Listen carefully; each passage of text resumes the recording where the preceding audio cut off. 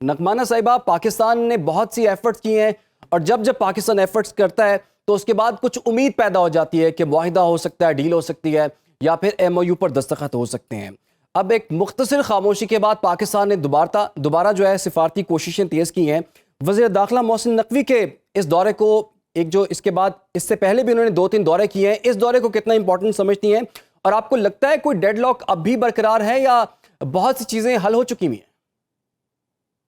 सबसे पहले तो आपका शुक्रिया, मुझे आपने अपने प्रोग्राम में मदऊ किया। जहां तक इख्तिलाफात का ताल्लुक है तो देखिए, ईरान ने भी कहा है कि बहुत सारे जो पॉइंट्स हैं उस पर तो इत्तेफाक हो चुका है, तो ओपनली उन्होंने कहा है। ट्रम्प ने भी कहा है कि बहुत सारी चीजें तो इजी हैं। कुछ जो मेन पॉइंट्स हैं, ऑफ कोर्स जिसमें न्यूक्लियर है, सैंक्शंस हैं और इस तरह के जो पॉइंट्स हैं, वो अभी बरकरार है। लेकिन उस पे भी at the end of the day आप देखें, जो ईरान शुरू से कह रहा था कि जी ये बहुत संजीदा मामलात है और इनके लिए बड़े तहम्मुल से बहुत डिटेल्ड नेगोशिएशंस की जरूरत है, तो इसे 3 फेजेस में आप करना चाहिए। तो उसी की तरफ आप देख रहे हैं कि चीजें जा रही हैं, क्योंकि अभी भी जो बातें हो रही हैं वो एक पार्शियल एग्रीमेंट की बात हो रही है, वो एक complete comprehensive agreement involving all issues तो नहीं है। उसमें तो यही है कि जी ब्लॉकेड खत्म हो, अबनाए हुर्मुज को खोला जाए और ये जो है कॉन्फ्लिक्ट को सीज फायर किया जाए, और उसके बाद 60 दिन के अंदर मुज़ाकरात करके जो बाकी कॉम्प्लिकेटेड सीरियस मसाइल हैं उनकी तरफ कोई पेशकदमी हो, ताकि कोई सीरियस नेगोशिएशंस हो।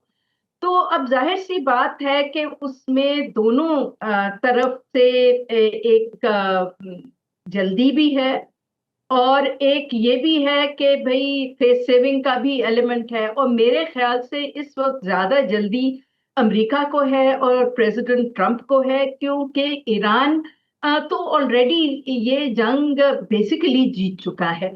क्योंकि जिस जी। तरह की रेजिस्टेंस और जिस तरह का उन्होंने स्टैंड लिया है और आहिस्ता आहिस्ता चीजें उनके फेवर ही में जाती हुई इस वक्त नजर आ रही हैं, तो ज्यादा तो इस वक्त ट्रंप साहब की डोमेस्टिक भी, मिड टर्म इलेक्शंस की भी मजबूरियां हैं कि वो इससे जंग से पीछा छुड़ाना चाह रहे हैं। इसमें जाहिर सी बात है नेतन्याहू साहब जो लेबनान में कर रहे हैं वो एक बहुत इंपॉर्टेंट एलिमेंट है। और उसमें जो मैंने सुना है, अब बड़ा मुश्किल हो जाता है डिसाइफर करना बाज़ औक़ात कि फेक न्यूज़ है या ठीक है, बट जो चीजें आ रही हैं वो तो यही है कि लास्ट जो कॉन्वर्सेशन ट्रंप साहब की नेतन्याहू साहब से हुई वो काफी बिटर थी। और जी, जी। उसमें उन्होंने काफी फर्मली उन्हें कहा है कि जी ये आप जरा इसका लेबनान में आप सीज फायर कायम रखें और इस तरह सिविलियन पॉपुलेशन और सेटल्ड एरिया में आप मत जाएं, क्योंकि मेरी ही वजह से आप अभी जेल से बाहर है, वरना तो आप जेल में होते। मैंने तो ये बिल्कुल। भी सुना है, I don't know if it's correct और नॉट, अमेरिकन ही किसी जरीदे में ये आया था कि ट्रंप साहब ने फ्रस्ट्रेशन में नेतन्याहू साहब की वाइफ को शायद कांटेक्ट किया है कि जी हम आप अपने मियाँ को समझाएं कि लेबनान में वो ये कार्रवाइयाँ बंद करे, क्योंकि इलेक्शन में वो अगर हार गए तो उनको पॉलिटिकल असाइलम चाहिए होगा, हम्म। और अगर वो हमारी बात सुनते हैं तो हम उनको अमेरिका में पॉलिटिकल असाइलम भी दे देंगे, वरना हम उनके एसेट्स भी फ्रीज कर सकते हैं। और बिल्कुल, सुना बिल्कुल है कि नगमाना साहिबा, ये आपने बिल्कुल दुरुस्त कहा और आपने जी काफ़ी चीज़ें बताई हैं और एक चीज़ जो है मैं भी ऐड कर दूं, डोनाल्ड ट्रंप ने जी नेतन्याहू को बाकायदा तौर पर पागल भी कहा है और इसको तस्लीम भी किया है, इसकी जी तस्दीक भी की है, फिर जी नाशुक्रा भी जी कहा जी है। बिल्कुल। जी, जी। हाँ, तो देखिए इसमें अब मेरा तो ये ख्याल है कि इस वक्त जो तंग गली में जिसे कहते हैं ना फंसे होना, हम्म। इस वक्त अमेरिका तंग गली में या ट्रंप तंग गली में उसने अमेरिका को लाके फंसा दिया है।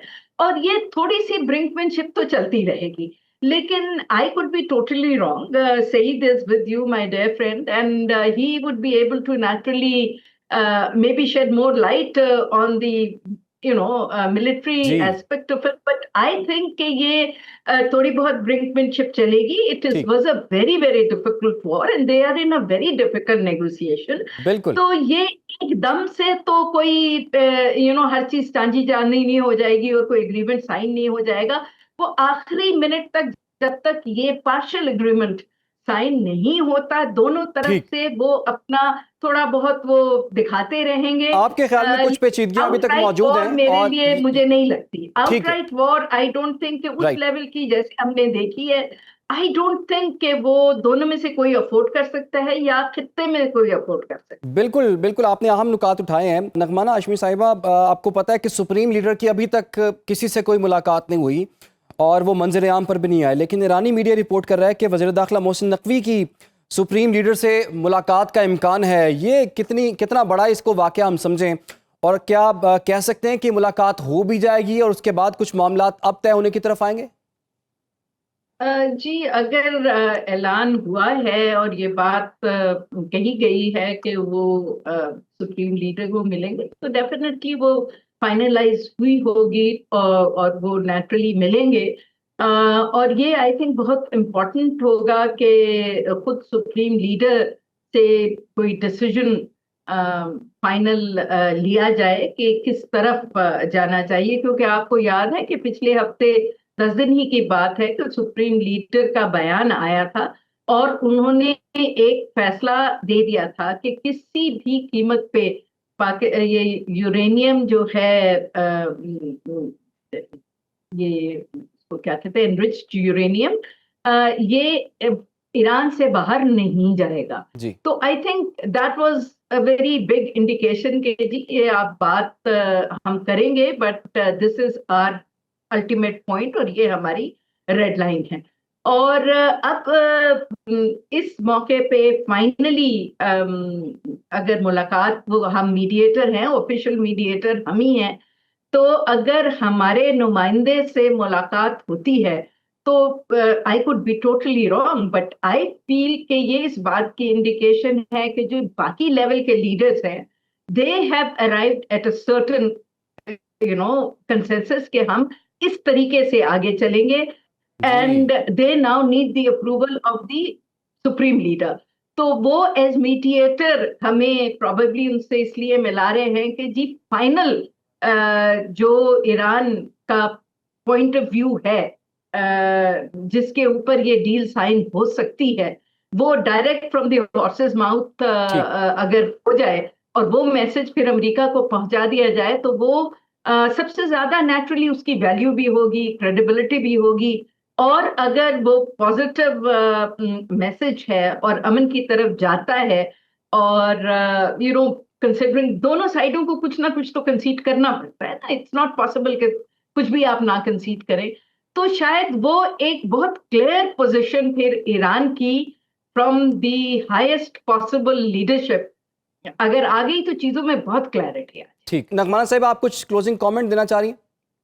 नहीं, मैं कुछ भी नहीं कहना चाह रही, बट आई थिंक ये बिल्कुल सही कह रहे हैं सेठ साहब के, बहुत बड़ा ये एक हथियार जो है स्ट्रेट ऑफ हॉर्मुज. बट आप को ये सोचना चाहिए कि nuclear capability is far more strategic and long term than Hormuz, because अभी तो आगे जो फॉसिल फ्यूल्स हैं उन पे तो उनकी तो अहमियत कम से कम होती जा रही है, और जैसे उनकी अहमियत और ज्यादा कम होती जाएगी, जी, और इस वक्त आप देखें बड़े ऑयल रिजर्व्स तो सारे अमेरिका के पास हैं, वेनेजुएला के पास है, पर दूसरे एंड पे है, गल्फ के तो डिप्लीटिंग है अब.